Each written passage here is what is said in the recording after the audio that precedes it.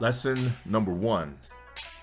Fables and nursery rhymes are told to children at bedtime as apologetics for plagues and the treachery of royal families, which is why I'm sure that period poems are just well-recited fibs meant as cover-up for mental malignancy. Lesson number 2.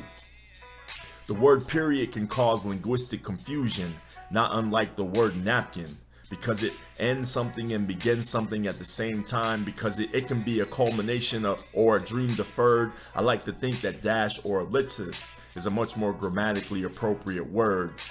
Lesson number 3. Period poems are protests of patriarchy hijacked by hypocrisy.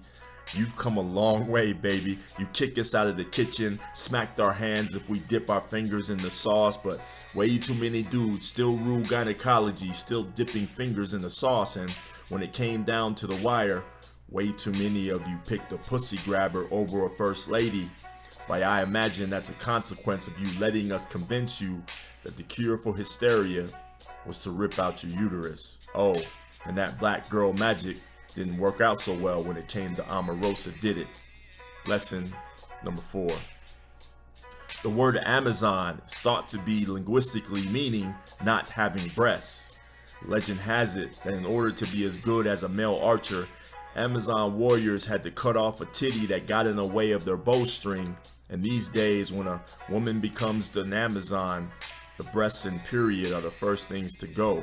And the next thing you know, she's lying on her husband or forging her mama's name in order to make mama pay for her stolen titty implants. Lesson number 5.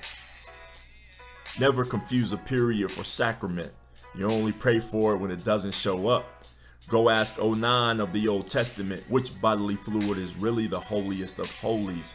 Lesson number 6. The wifey stays when the hubby gets paid, so you got played if you drank Beyonce's lemonade. Lesson 7. Periods are not power. Real power lies in the postpartum aftermath of slave mothers impregnated by their master. Real power lies in the hand of the slave husband who raised those kids as his own. Real power is in the handful of sand that some sisters packed into their own vaginas to avoid being raped by government soldiers and the KKK. Their tears mixed in with memories to give birth to the concrete children we call our great-great-grandparents. Lesson number 8. One of the mothers of my faith was a 6th century slave named Sumaya, who died as the first martyr of Islam because she refused to reject her Lord. And so her master laid her on the desert floor and impaled her through the uterus with his spear. And the river of blood that flowed out of her gave birth to 1,000 points of light like my daughter. Lesson 9, last lesson. Codex and not the Holy Grail. Its contents are not meant for communion. The prophet of prophets taught us there exists only with women a real place of solace and absolution. And it's not found running down the inside of your thighs in the Cardinal red river of regret. But it is at the feet of mothers that the gates of paradise lie, no less. Just waiting for all of us to enter. If only we stop remembering to forget.